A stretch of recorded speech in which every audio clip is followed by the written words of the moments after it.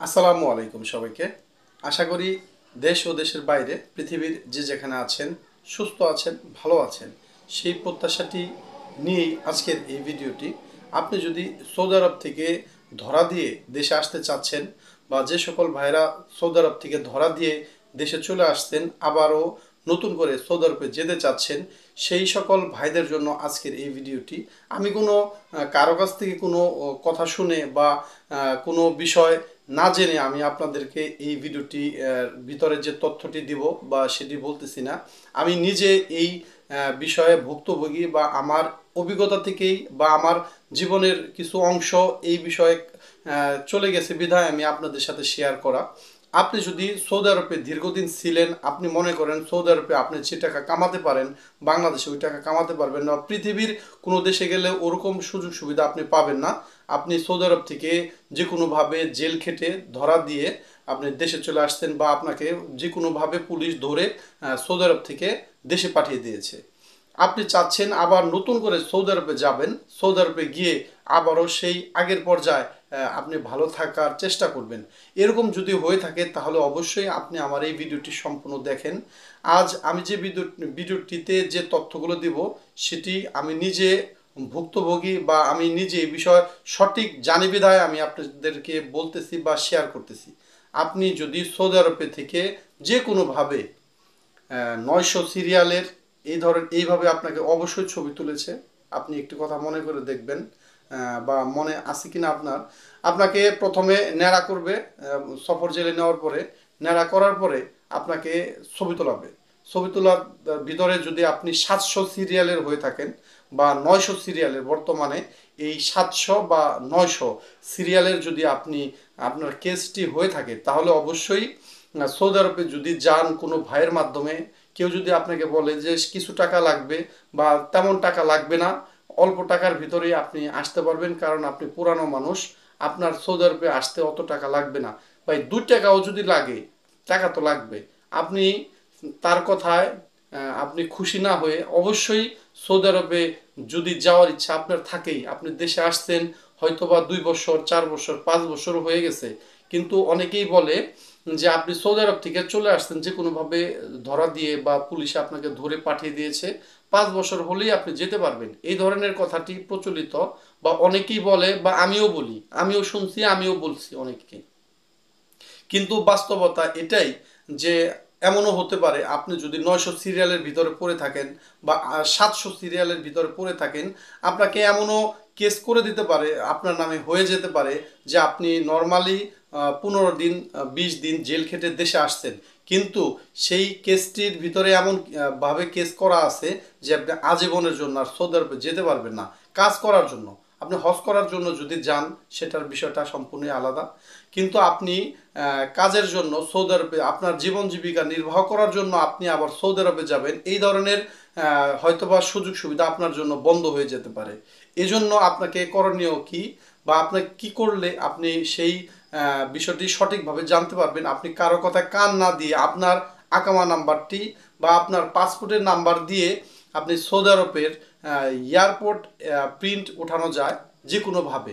আপনার রিলেটিভের মাধ্যমে উঠাতে পারেন, আপনার কোনো শুভাকাঙ্ক্ষী আছে সৌদি আরবে তার মাধ্যমে উঠাতে পারেন, আপনি সৌদি আরবের দালাল দিয়ে উঠাতে পারেন, বা আপনার বাবা সৌদি আরবে ছিল এখনো আছে তার মাধ্যমে, বা আপনার বোন জামাইয়ের মাধ্যমে, বা আপনার বড় ভাইয়ের মাধ্যমে, বা আপনার ছোট ভাইয়ের মাধ্যমে। মোট কথা সৌদি আরবে যে কোনো ভাই, আত্মীয় স্বজন বা বন্ধু বান্ধব আপনার আছে, তাদের মাধ্যমে অবশ্যই আপনাকে এয়ারপোর্টের প্রিন্টটি উঠাতেই হবে, উঠাতেই হবে। প্রিন্টটি যখন উঠাবেন সেই প্রিন্টের ভিতরে আপনার লেখা থাকবে আপনি সৌদি আরবে আবার ঢুকতে পারবেন কিনা, বা হজ করার জন্য ঢুকতে পারবেন কিনা, বা আপনার নামে কীরকম মামলা হয়েছে সেটি আপনি যদি আরবিতে নাও বুঝেন সেটাকে অবশ্যই বাংলায় তর্জমা অনেকভাবেই করা যায়, এখন বর্তমানে অনলাইনের যুগ। আপনি নিজে চাইলেও বাংলায় তর্জমা করতে পারবেন, গুগল ট্রান্সলেশনের মাধ্যমে। এছাড়া আপনি যদি ভালোভাবে সঠিকভাবে আপনি যদি সেটা ট্রান্সলেশন করতে চান, আপনি হয়তো বা কোনো মক্তব বা কোনো অফিস থেকে সেটাকে বাংলায় রূপান্তরিত করে আপনি দেখতে পারেন যে আপনার নামে কীরকম মামলা আছে বা আপনি সৌদি আরবে আবার যেতে পারবেন কিনা। অনেক ভাই আপনাকে বলবে আরে কোনো সমস্যাই না, এয়ারপোর্ট থেকে আমি আপনাকে নিয়ে যাব বা আমার কফিল এসে আপনাকে ছুটি নিয়ে যাবে। এই ধরনের কথায় কখনোই নিজেকে তার হাতে তুলে দিবেন না বা তার কাছে পাসপোর্ট দিয়ে টাকা পয়সা দিয়ে আপনি কখনোই প্রতারণার শিকার হবেন না। বর্তমানে বাংলাদেশে না শুধু পৃথিবীর অনেক জায়গায় টাউট বাটপার লোক দিয়ে ভরে গেছে। এখন কে আপনার সাথে টাউটগিরি করবে আর কে আপনার সাথে ভালো কাজ করবে এটা আসলে বোঝাটাই খুবই টাফ।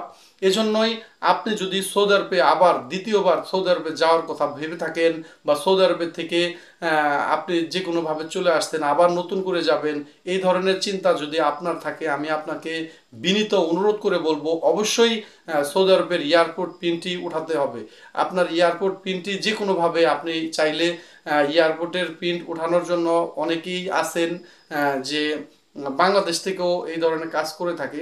তাদের সৌদি আরবে অফিস আছে, অফিসের শাখা হয়তো বা বাংলাদেশে অনেক আছে, অনেকেরই আছে। এই ধরনের লোকের মাধ্যমেও আপনি যদি সৌদি আরবে কেউ আপনার না থাকে পরিচিত বা আপনার রিলেটিভ কেউ না থাকে, আপনার জন্য কোনো সহযোগিতা করবে না, এই ধরনের কেউ হয়ে থাকলে আপনি চাইলে বাংলাদেশ থেকেও এই প্রিন্টটি উঠিয়ে আপনি বিস্তারিত জেনে শুনে বুঝে তারপর আবার সৌদি আরবে যাওয়ার জন্য চিন্তা ভাবনা করতে পারেন। কারো কথা এয়ারপোর্টের প্রিন্ট না উঠিয়ে আপনি যদি সৌদি আরবে যাওয়ার চেষ্টা করেন, এমন হয়েছে অনেক ভাই সৌদি আরবে চলে গেছে, তার ফিঙ্গারটি দেওয়ার সময় ইমিগ্রেশন যখন হয়, আপনি তো একবার বা দুইবার সৌদি আরবে গেছেন, আপনি অবশ্যই বুঝতেছেন আমার কথাগুলো। যে সকল ভাইয়েরা সৌদি আরবে একবার গেছেন বা থাকছেন তারা আমার কথাগুলো হয়তো বা সঠিক বুঝতেছেন যে আপনি ফিঙ্গার যখন দিবেন তখন আপনার ওই কেসটি চলে আসতে বা আপনার ফিঙ্গারের সাথে সাথেই আপনার আকামা নাম্বার, আগের আকামা নাম্বার বা আপনার পাসপোর্টের নাম্বার সব কিছু ডিটেলস চলে আসাতে তাকে ওখান থেকেই আবার নতুন করে আটকে রেখে 2 ঘন্টা বা 4 ঘন্টা বা এমনও লোক আছে যে 2 দিন আটকে রাখার পর তাকে আবার এয়ারপোর্ট থেকে ফেরত বাংলাদেশে পাঠিয়ে দিয়েছে। এজন্য এই ধরনের প্রতারণার শিকার যদি আপনি না হতে চান, কারো কথায় আপনি মন আপনার যদি না গলান, তাহলে অবশ্যই এয়ারপোর্টের পিনটি উঠে জেনে শুনে তারপরে আপনি সৌদি আরবে যাবেন। এই ধরনের তথ্য নিয়ে আজকের আমার এই ভিডিওটি। এছাড়া আমি সাধারণত ওয়েল্ডিং সংক্রান্ত, সৌদি আরবের বিজনেস সংক্রান্ত, আপনি সৌদি আরবে কী কাজ করলে ভালো কিছু করতে পারবেন বা সৌদি আরবে কীভাবে বিজনেস করলে বা আমরা মধ্যবিত্ত যারা আছি তারা কি করলে সৌদি আরবে ভালো কিছু করতে পারবেন, এই ধরনের তথ্য নিয়েই আমি মূলত ভিডিও বানিয়ে থাকি। আমার চ্যানেলে ম্যাক্সিমাম ভিডিও এই ধরনের হয়ে থাকে। যদি কোনো ভাই বা কোনো বোন আমার চ্যানেলটি দেখে থাকেন বা চোখে পড়েছে, হয়তো বা আপনার চোখে পড়েছে, এরকম যদি হয়ে থাকে বা আমার ভিডিও নিয়মিত যারা দেখেন, যদি কোনো ভাই আমার চ্যানেলটি সাবস্ক্রাইব না করে থাকেন, অবশ্যই বিনীত অনুরোধ রইল চ্যানেলটি অবশ্যই সাবস্ক্রাইব করবেন। এছাড়া আমি যে ভিডিও সবসময় বানিয়ে থাকি, এই ধরনের ভিডিওর সাথে যদি আপনার কোনো মনের মিল থাকে বা আপনি সৌদি আরবে ছিলেন, কোথায় ছিলেন, এই ধরনের তথ্য আমাকে জানাতে পারেন। এছাড়া আপনার মনের ভাব প্রকাশ আমার সাথে করতে পারেন। এছাড়া আপনার যদি কোনো কথা থাকে বা কোনো বিষয় আমার সাথে শেয়ার করতে চান বা আপনার মনের বা আপনার জীবন কোনো সৌদি আরবের কাহিনী আছে আপনার কাছে বা আপনার কষ্টের কোনো কথা আছে, যদি আমার সাথে শেয়ার করতে চান, আমার এই চ্যানেলটিতে আপনি সেইটি প্রমোট করতে চান বা সেটা আপলোড করতে চান, আপনি চাইলে আমাকে ভিডিও পাঠাতে পারেন।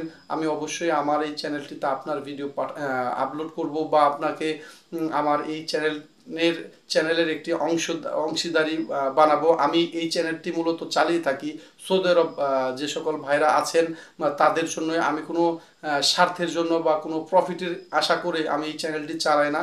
আমার ভালো লাগে সৌদি আরবে, আমি দীর্ঘদিন ছিলাম, সৌদি আরব সংক্রান্ত আমার ভিডিও বানাতে ভালো লাগে বিধায় আমি এই চ্যানেলটি চালিয়ে থাকি।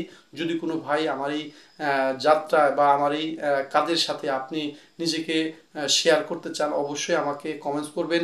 এছাড়া আমি সবসময় ওয়েল্ডিং সংক্রান্তই ভিডিও বানিয়ে থাকি। যদি কোনো ভাই ওয়েল্ডিং শিখতে চান, ওয়েল্ডিং সংক্রান্ত কোনো তথ্য পেতে চান, আমাকে কমেন্টস করবেন।